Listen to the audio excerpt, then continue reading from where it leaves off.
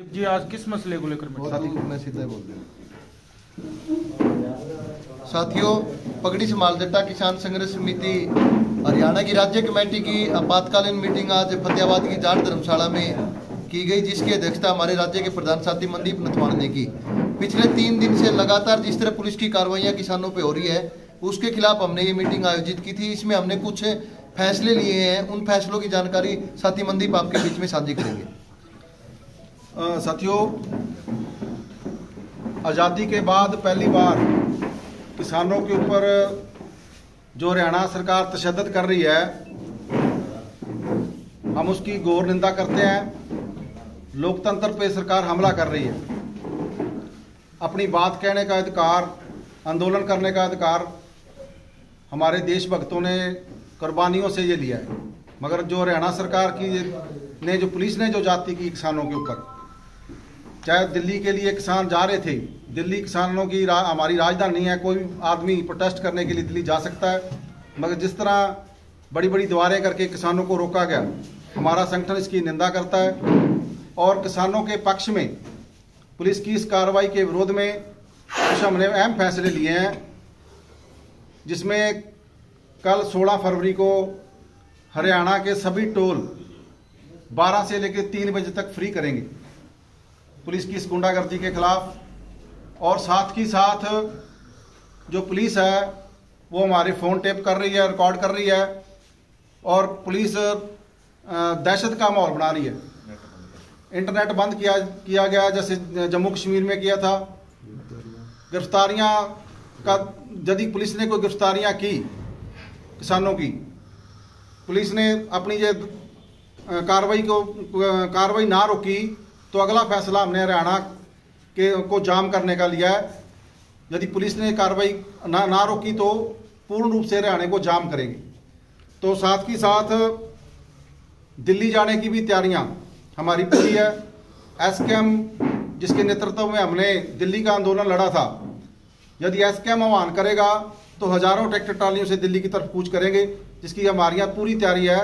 मगर हम एसकेएम की कॉल का इंतजार कर रहे हैं, क्योंकि जो हमारा संगठन है वो एसकेएम के साथ है। मगर जो किसानों के ऊपर पुलिस कर रही है, सरकार कर रही है, उसकी हम किसानों के हक में भी हैं, और जो मांगे हैं उनकी वो बिल्कुल वाजिब है। वो मांग हमारी भी है, बिल्कुल जायज़ मांग है किसानों की, हमें एमएसपी मिलना चाहिए। मगर सरकार जो है पुलिस और के बल पर, गोली के बल पर किसानों की आवाज़ दबाना चाह रही है। ये फैसले हमने किए, और 16 को जो भारत बंद है उसका भी समर्थन करते हैं। हम आपके चैनल के माध्यम से तमाम किसानों को निवेदन करेंगे, ये आंदोलन हमने बिल्कुल शांतिमय तरीके से करना है, क्योंकि सरकार इस आंदोलन को उग्र करना चाहती है। सरकार जो है किसानों को ऐसे पेश कर रही है जैसे कोई देशद्रोही हो।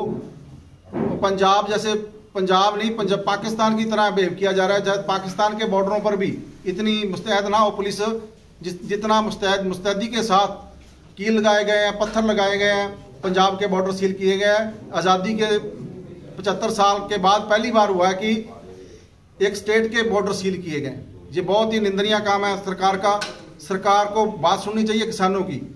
एक वाजिब मांग रहे हैं एमएसपी की। जो किसान अपनी फसल पैदा करता है उसे एमएसपी मिलनी चाहिए। कर्ज मुक्ति की मांग है जो किसान की, वो बिल्कुल वाजिब है। कारपोरेट का लाखों करोड़ों रुपया कारपोरेट को सरकार ने छोड़ दिया है, मगर जब किसान की बारी आती है तो कहते किसान को देने के लिए इनके पास फूटी कौड़ी नहीं है। तो अभी 2024 का अभी चुनाव भी आ रहे हैं, लोकसभा के चुनाव आ रहे हैं, जिसे नरेंद्र मोदी ने 2022 के अंदर ये कहा था कि किसानों की आय दुगनी कर दूंगा। ये 24 आ गया, किसानों की आय दुगनी तो नहीं हुई, काला धन तो नहीं वापस आया, मगर कर्जा कई गुना बढ़ गया है। किसान पहले से ज़्यादा बर्बाद हुआ है। हमारे इलाके के अंदर बाढ़ ने बर्बादी करी है, अभी तक उसका मुआवजा नहीं दिया जा रहा है। जाखड़ के अंदर तहसील को ताला लगा के बैठे हैं किसान। यहाँ भट्टू का क्षेत्र सेम से तबाही मची हुई है। तमाम मसले हैं, बीमा कंपनियां क्लेम नहीं दे रही, किसान अपनी बात कहे तो कहाँ जाए। मगर अब सड़क पर यदि किसान अपनी बात कहने के लिए आ रहा है तो ऐसे दीवारें खड़ी कर दी गई है। तो ये बहुत ही निंदनीय। आज़ाद देश में जिस आज़ादी के लिए भगत सिंह जैसे लोगों ने कुर्बानी करी थी, उस आज़ादी पर भी सरकार हमला कर रही है, लोकतंत्र की हत्या कर रही है, संविधान को तोड़ रही है। जिस संविधान ने हमें बोलने की आज़ादी दी है, तो हम सरकार से मांग भी करते हैं तुरंत ये बैरिकेड हटाए जाएं, किसानों को दिल्ली जाने दिया जाए और आवाज़ लाठी और गोली से आवाज़ नहीं दबाई जा सकती। ये दुनिया का इतिहास रहा है। जलियांवाले बाग के अंदर जिस डायर ने गोली चलाई थी तो उसे उस वक्त की सरकार को ये भ्रम था कि लाठी और गोली से लोगों की आवाज़ को दबाया जा सकता है। इतिहास गवाह है, जलियांवाले बाग के कांड के बाद देश की आज़ादी की लड़ाई धीमी नहीं पड़ी थी, बल्कि और मजबूती के साथ लोग लड़े थे और जनरल डायर का बदला देश के लोगों ने विदेश की धरती पे जाके लिया। तो ये वही देश है, देशभक्तों की धरती है, जो भगत सिंह जैसे सूरवीरों की धरती है। तो यहाँ लोगों की आज़ादी पे हमला सरकार ना करे।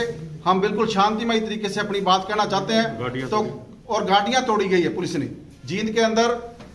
जींद के जिस अधिकारी के कहने पे 6-7 गाड़ियाँ हरियाणा के किसान नेताओं की तोड़ी गई है, उस अफसर के खिलाफ मुकदमा दर्ज किया जाना चाहिए। ये कौन सा कानून है जहाँ गाड़ियों को तोड़ दिया जाए, आम राहगीरों को लाठी से पीटा जाए, जो पुलिस कर रही है। ऐसा जम्मू कश्मीर में भी शायद ना हुआ हो जो हरियाणा के अंदर पुलिस की बर्बरता है। तो हम आपके चैनल के माध्यम से सब किसानों से निवेदन करेंगे, हम सड़क पर उतरेंगे शांति से।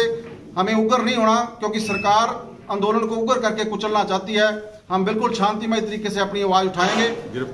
गिरफ्तारियां हुई तो हम हरियाणा को जाम करने का आह्वान करते हैं। सब साथियों से निवेदन करेंगे, यदि किसान नेता गिरफ्तार किए, जगह जगह पर रोडों को बंद करेंगे। ये हमने फैसला कर लिया है। तो सब साथियों से भी निवेदन करेंगे जो वीडियो देख रहे हैं, इस आंदोलन में जो आंदोलन है किसानों का, इसके हम पक्ष में है और हम एसकेएम की कॉल का इंतजार करेंगे।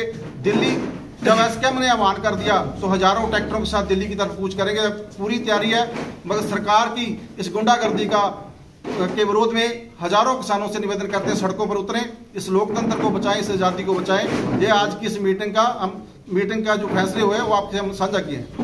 सीएम खट्टर साहब का कहना है कि हरियाणा के किसान खुश हैं, 14 से अधिक जो फसलें हैं मस्पेट पे ले रहे हैं।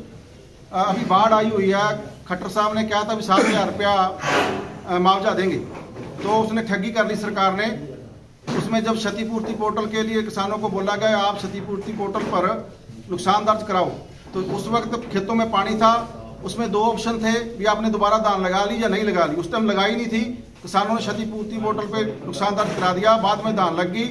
अब उन किसानों को मुआवजा सरकार देने से मुकर गई। बोले आपने ये दर्ज नहीं किया कि आपने दान दोबारा लगा लिया है। उस टाइम कोई गाइडलाइन ऐसी नहीं थी भी लोगों को बताया जाता भी शायद इस पे मतलब उसको उस वक्त भी आपने यदि दान दोबारा लगा लिया है तो उस पर दर्ज करो, दोबारा लगा लिया। लोगों को मूर्ख बनाया जा रहा है। किसान कितना खुशहाल है, मुख्यमंत्री बयान दे सकते हैं, क्योंकि वो महलों के अंदर रहते हैं। किसान की हालत इतनी माड़ा है, वो कर्ज की मार के नीचे है। आज नरमे का भाव नहीं मिल रहा है और किसान दर दर की ठोकरें खा रहा है। तो इसलिए किसान की हालात शायद मुख्यमंत्री को नहीं पता, वो महलों के अंदर रह रहे हैं, वो कारपोरेट के इशारे पे काम करते हैं। हाँ, देश में कारपोरेट मालो माल हो रहा है, बड़ी बड़ी कंपनियां प्राइवेट मालो माल हो रही है। देश का किसान जो अन्नदाता है वो बहुत ही माड़ी जिंदगी जी रहा है, इसलिए मुख्यमंत्री को ये दिखाई नहीं दे रहा है।